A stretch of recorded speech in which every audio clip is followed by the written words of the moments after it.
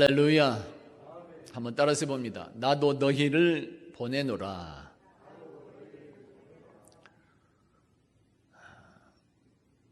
지난주부터 우리가 선교에 관한 말씀을 듣고 있습니다. 선교는 부활하신 예수님의 지상 명령이었다 하는 말씀을 우리가 들었습니다. 예수님은 우리에게 명령하십니다. 복음을 전파하라. 이것은 복음을 전파하는 이것은 교회에 대한 주님의 지상 명령이 되는 것이요, 교회가 존재하는 그런 이유가 되는 것이며, 또한 예수 믿는 성도들 개개인에게도 우리들 자신에게도 주시는 지상 명령과도 같은 말씀이 됩니다. 그 명령을 어떻게 감당해야 되는지, 지상 명령 이 세 부분에서 지난주에는 먼저 부활하신 예수님의 권세, 메시아 통치권의 그 권세부터, 능력부터 우리가 부여받아야 된다 한 사실, 그 말씀을 들을 수 있었습니다. 복음을 전파하려면 먼저 주님의 능력부터 받아야 된다. 오늘은 예수님의 지상 명령 선교에서 두 번째 부분의 말씀이 됩니다. 오늘 마태복음 28장 19절에서 우리에게 말씀합니다. 자, 다 같이 한번 똑같이 다시 한번 봉독해 봅니다. 19절. 자, 시작. 그러므로 너희는 가서 모든 민족을 제자로 삼아 아버지와 아들과 성령의 이름으로 세례를 베풀고. 아멘. 선교 명령 그 부분을 세 가지로 나누어서 그 세 가지 부분에서 오늘은 두 번째 내용이 됩니다. 두 번째, 세상 모든 족속을 제자로 삼으라. 그렇게 말씀하고 있습니다. 세상 모든 족속을 제자로 삼으라. 예수님의 선교 이 말씀을 종합해 보면 먼저는 제자를 삼는 것입니다. 다음에는 세례를 베푸는 것이며, 마지막에는 가르치는 그런 일이 되고 있습니다. 제자를 삼고 세례를 베풀며 가르치는 것. 이렇게 하려면 반드시 필요한 것이 하나 있습니다. 이렇게 제자를 삼고 세례를 베풀며 가르치기 전에 먼저 있어야 되는 것 한 가지가 있습니다. 이렇게 하려면 꼭 필요한 것이 있는 것이에요. 그것은 바로 먼저 해야 될 것이 있는데, 그것은 가는 것입니다. 가는 것, 현장으로 가야만 할 수가 있다는 말이에요. 이것이 바로 선교입니다. 선교는 가지 않고는 할 수가 없다는 거지. 행할 수가 없는 것, 삶의 현장으로만 가야만 된다는 것입니다.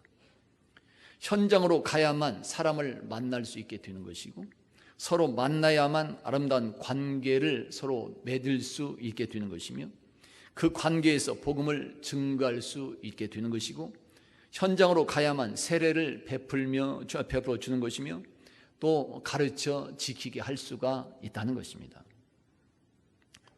오늘날 사회가 많이 변화가 되었죠. 너무나 개인주의화가 다 되었습니다. 누가 옆에 오는 것, 나를 타치하는 것조차를 싫어합니다. 개인주의화가 되기 때문에 어디 모이는 것도 그리 좋아하지 않습니다. 자기 혼자서 무엇을 하는 것을 다 좋아하는 그런 시대가 되어버렸습니다.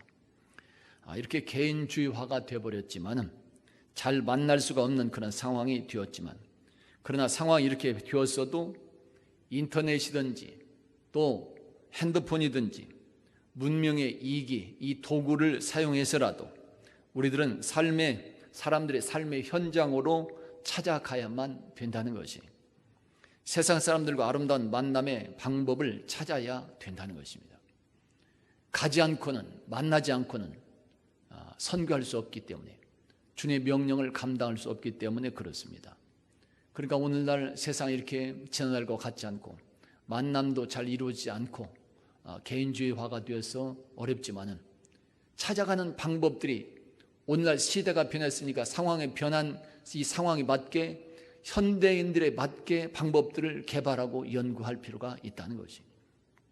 핸드폰이든지 인터넷이든지 어떻게든지 찾아가는 방법들을 개발해야 됩니다.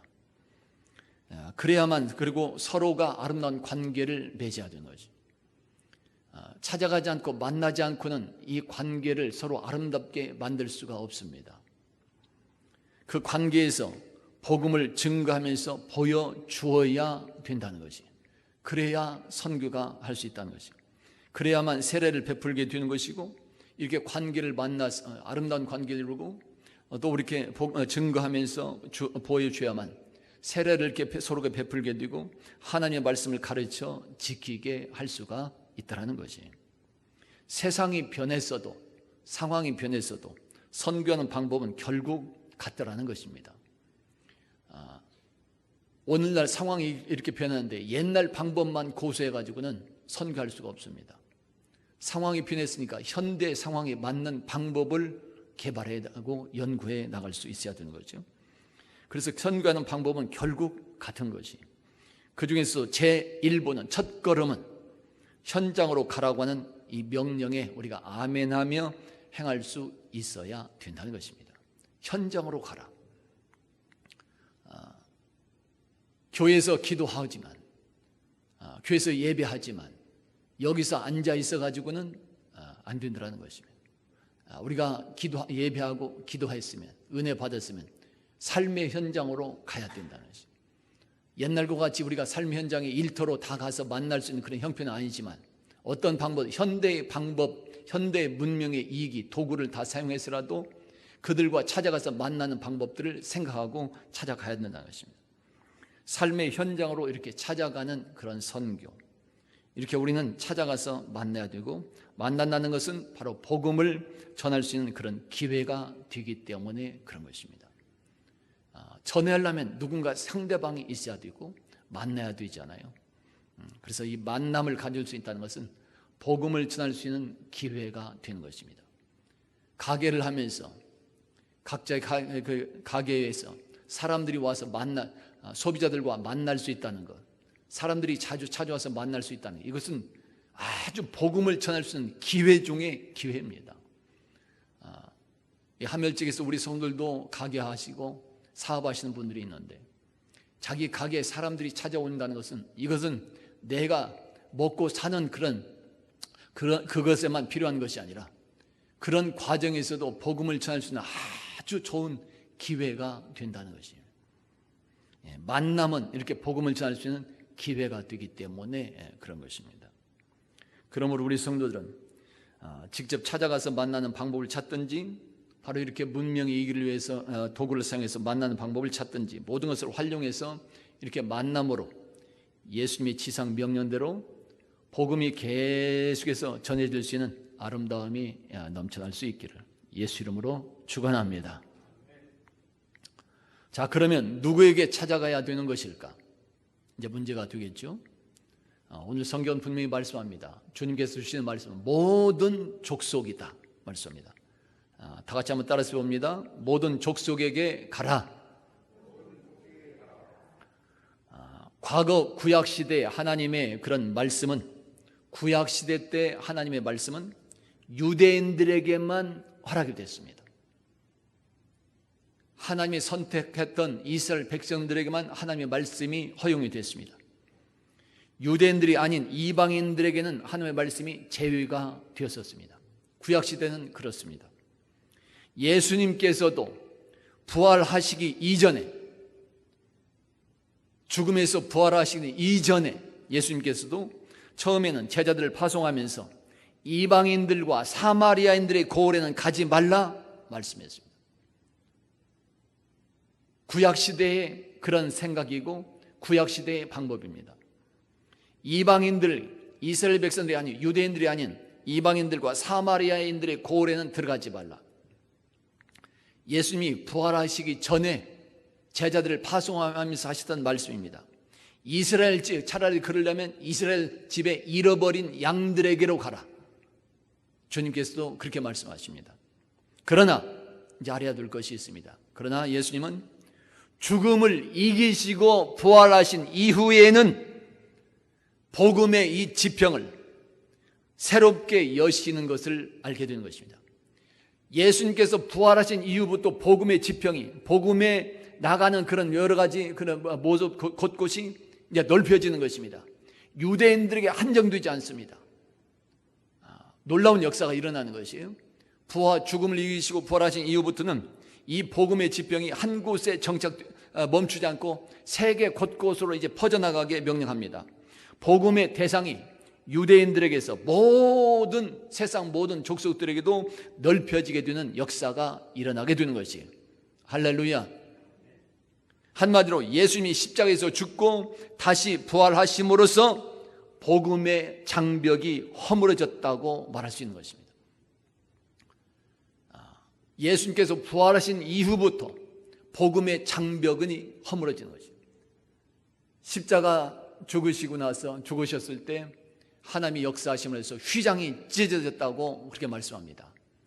바로 십자가의 죽음과 휘장이 찢어짐으로 인해서 복음의 장벽도 찢어집니다. 무너지는 것이. 그래서 예수님께서 공생의 기간 동안에는 유대인들과 이방인들과 사마리아인들이 가지 말고 이스라엘 집에 잃어버린 양에게로만 한정이 됐던 복음이 이제는 유대인이라고 하는 이 장벽이 무너져서 모든 족속에게로 퍼져나가는 복음의 지평이 넓혀지는 역사가 일어나게 되는 것입니다. 유대인들과 이방인들이라고 하는 이 장벽이 완전히 허물어져 버린 것입니다. 세상에 누구든지 어떤 족속이든지 예수 복음을 듣고 받아들이며 영접하는 그런 사람이 참으로 유대인이 되는 것입니다. 할렐루야. 핏줄만의 유대인이 아닙니다. 예수님의 공생의 기간 전에 십자가에 못 박혀 돌아가시 그 전까지는 핏줄로서의 유대인들에게만, 이스라엘 백성들에게만 복음이 허락됐지만 십자가에 못 박혀 죽으시면서 휘장이 찢어집니다. 그리고 죽음에서 다시 부활하는 역사가 일어납니다. 이때부터 복음의 장벽이 완전히 허물어져서 이제는 핏줄의 유대인이 아니라 예수 복음을 듣고 주님을 영접하는 자가 참된 유대인이 되는 것입니다. 로마서 3장 22절에서 이렇게 말씀합니다. 한번 찾아보십니다. 자, 똑같이 한번 찾아봅니다. 로마서 3장입니다. 주님께서 죽음을 이기시고 부활하신 이후에 복음이 어떻게 전해지는지 지금 말씀합니다. 자, 로마서 3장입니다. 22절 한 절만 봅니다. 로마서 3장 찾아보시고 그 뒤에 또 하나 찾아보려고 합니다. 그러니까 잘 한번 펴시고 봉독해 보시기 바랍니다. 3장 22절 똑같이 봉독합니다. 시작. 곧 예수 그리스도를 믿음으로 말미암아 모든 믿는 자에게 미치는 하나님의 은이 차별이 없느니라. 아멘. 복음에는 차별이 없다. 바울 사도를 통해서 주시는 말씀이 됩니다. 누구든지 믿는 자가 의롭다함을 얻게 되는 것입니다. 그 전까지는 예수님께서 죽음을 이기시고 부활하시 이전에 그 전까지는 유대인들만 의롭다 인정을 받았습니다. 그러나 주님께서 죽음을 이기시고 부활하신 이후부터는 모든 믿는 자들이 의롭다 여김을 받게 된 것입니다. 복음을 듣고 전해줬을 때 받고 믿고 영접하는 자는 바로 이렇게 차별 없이 누구든지 의롭다함을 얻게 됩니다. 로마서 10장에서도 말씀합니다. 찾아봅니다. 로마서 10장.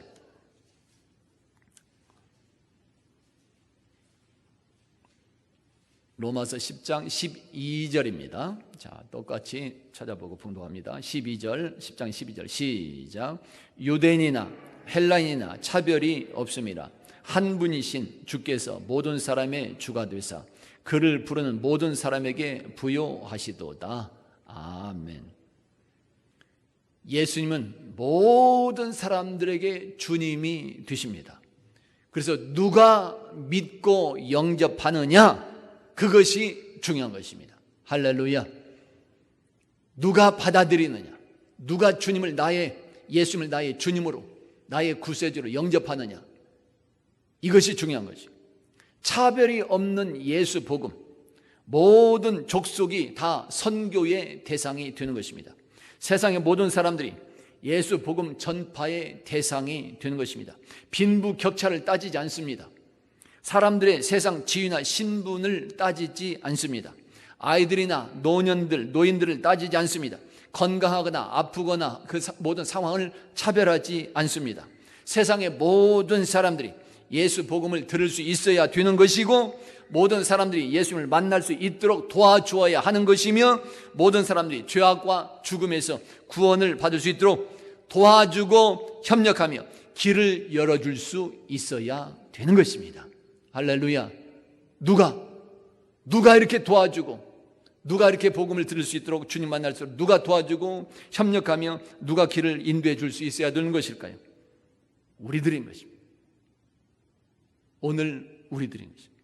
교회가 먼저 그렇게 해야 되는 것이고, 예수를 먼저 믿은 우리들이 그렇게 할 수 있어야 된다는 것입니다. 그것이 우리 열린교회와 성도들에게 주어진 예수님의 지상 명령이 되는 것입니다.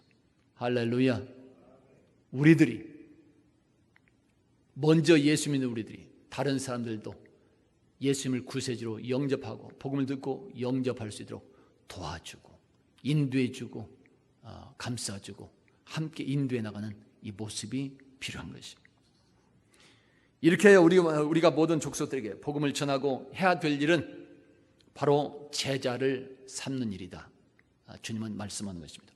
모든 민족을 제자로 삼아라. 가르치고 훈련시키는 일을 말하게 되는 것입니다.